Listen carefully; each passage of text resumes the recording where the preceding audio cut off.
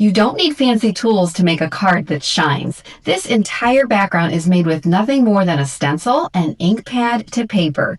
In today's easy, beginner-friendly card making tutorial, I'll show you how to blend ink over a dry embossed stencil for a soft, layered look, and then add shimmering gold ink splatter for instant dimension and sparkle.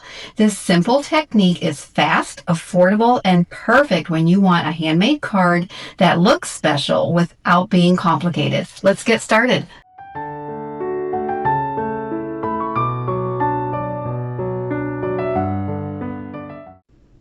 Before we get started, I'll show you the supplies I'll be using today, which are also listed in the description below. I'll be using this stencil from the Crafter's Workshop, and this stencil is called Heartfelt, which you can see right there. This is a beautiful stencil. There's so much you can do with it, which I'm going to show you. I'll be using the greeting from the Blissful Blossoms stamp set from Gina K Designs, and I'll be using that one, sending love and happy thoughts. And we'll also be cutting out our panel and mat layers using Master Layouts 2.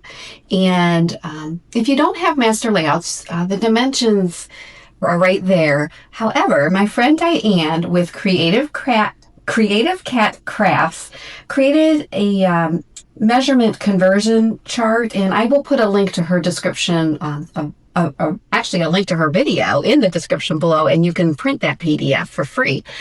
Right there you saw the inks I'm going to be using, bubblegum pink and red velvet, and I'm also going to be using some Wow embossing products, the powder and the ink, and that aqua pigment gilded from Brutus Monroe. Now I'm bringing in my Gina K Intercut die cutting machine, and I'm setting it to the 2D embossing, and I'm cranking up the dial just a little bit to tighten it a little bit, because I want to show you this technique that you can use with any stencil, so you can really stretch your supplies using this. So I'm putting down my platform, and I do have the Gina K Designs silicone mat, and you can use, a silicone mat with whatever comes with your embossing machine. And then I'll lay down my cardstock, and you'll put your stencil right on top of that cardstock. And then you will put your top plate, or in my case, my cutting mat, right over top of that. And I will run it through the embossing machine. And this is a real fun technique, and you'll see the beautiful impression that it'll press that stencil right into your cardstock. And you'll see here in just a second that beautifully impressed hearts. Now, that looks beautiful on its own, but we're going to take it up another level, of course, with inking. So I'll bring in those two inks, the bubblegum pink and the red velvet, and here we're just using ink to pad. So these inks in particular have a felt pad and not a sponge pad. So I'm just lightly brushing over that ink pad, right over the embossed, the raised hearts on the panel. And it just picks up the ink beautifully. I mean, as you can see, this is effortless. Anyone can do this. This would be a great craft for kids. And you can see that beautiful pink. Now, the middle of the hearts kind of have a lighter pink. It didn't pick up the ink as much, but that's okay. It gives it a little bit of a distressed look, and I really like that. So we're going around the edges only with the red velvet, just to give it a little depth, a little interest, and I want to have like the two-tone color there. That's a great way to do it. And there you go. You can see how easy that was. So that just took seconds. And now I'll bring in the Brutus Monroe aqua pigment, and mine is in gilded, and I'm bringing in my splat box, and I'm just going to drop a little bit of that ink onto my glass mat surface, and just using a round paintbrush, any round paintbrush. I'll just go ahead and add a little bit of water to the desk, wet the brush a little bit, pick up that pigment ink, and just tap the brush over the cardstock, which you'll see here in a second, and it will add a lot of shine when I'll show you that too. And as it dries, the shine gets even more intense. So I'm just picking up the ink. I did add a little bit more to my glass mat, and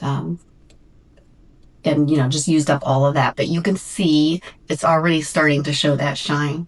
I love this product. I use it a lot, but if you don't have it, you can use any ink pad. Just put it down on the surface on an acrylic block and add some water, and then you can ink splat with that. You can use black, you can use any color. So now we're going to do our stamping with our sentiment. So I'm bringing in my mini Misty, and we'll grab that stamp out of the stamp set. And we will go ahead and position it right onto the cardstock. I like to position them at the top because I can use the rest of that cardstock piece for other projects. So I don't want to waste any of it. So I'm just pressing down that stamp, making sure it stays put, and we'll stamp it with Gina K's Black Onyx ink.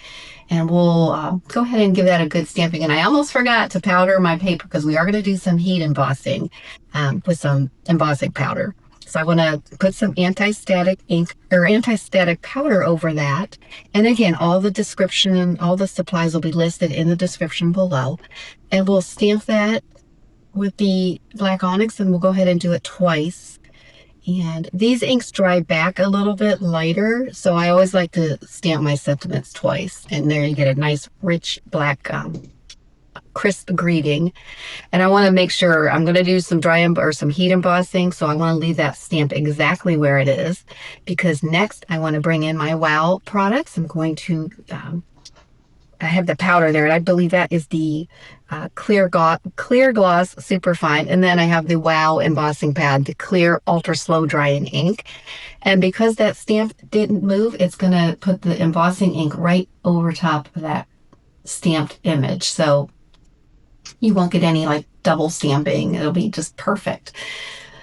All right, so we have our embossing ink on top of the Black Onyx. I'm bringing in a piece of scrap paper. I like to use it. This is just a piece of construction paper, and it'll be my catch paper. So we're going to dump this clear gloss superfine Wow embossing powder over the image. Now, I recently started using these Wow powders, and I am so impressed. You'll see the finished result. It melts as smooth as glass, and I just can't get over it. It's just amazing. So I only needed to put one coating of that powder on. I'm funneling the rest back into the jar, and I will heat up my heat tool first. Right now you're seeing me heat emboss, but it heated up for about 15-20 seconds. But you can see that powder melting, and it just, like I said, it melts as smooth as glass, and you're going to see that here in a second. So I never get tired of watching embossing powders melt. I love this technique. And right there, when it catches the light, you will see just how smooth. I'm going to bring it in real close. You're going to see how smooth that embossing powder set. It amazes me every time. So I'm bringing in the coordinating die that I did purchase from Gina K, just because I like to cut out my sentiment strips most of the time. And then here I have the panels from the Master Layouts 2.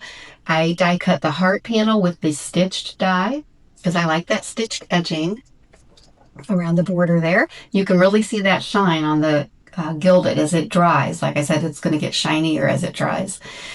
And then I'll go ahead and I'm just going to secure that black matte layer down to my glass mat with some tape. This is mint tape, and you can use any low-tech tape. I like to tape mine down when I'm gluing my panels onto the mat, just so that matte layer doesn't move around. It just makes the connection a little easier and a little quicker. And I'm just lining up the edges just to making sure that top and the left and right edge has even margins to my eye, and then the rest will all fall into place. But there you can see it just gives a nice black border. I like to use the black border, especially on colorful panels, because it just really gives it a nice framework. And I like the way that looks. So I cut out an extra layer of that die, and I'm just layering up, 2, and that way it'll give the sentiment a little bit of stability and dimension. And I'm just going to line those up. It's very easy to line them up. And then I like to put something heavy on top of it while I'm getting ready for the next step. So here I'm bringing in my card base, and I like to use 110-pound weight cardstock. And again, the card measurements will be in the description below. And I'm gluing down that panel and matte layer right onto the front of the card. And this is a US A2 size card, and it's going to be side folding. And then our greeting is actually ready. So I'm going to go ahead and just glue this directly onto the panel. But I did get recently this product from Simon Says Stamp, which I'm going to be showing you right there, the grid transparency. Now this particular one fits over a US A2 size card, and it kind of grids out the card panel. and really does help with placement, you know, a good placement to where to put your sentiments. So I'm just going to put mine right there in that lower right corner area. And it really looks nice right there, I think. And we're going to go ahead and finalize this card with a few embellishments from Gina K. These are the Pearl Mix. And I'm going to just dump it into the lid and pick out, I'm going to use black, I think, for this card. But I'm going to just pick some out, get them arranged where I think I like them.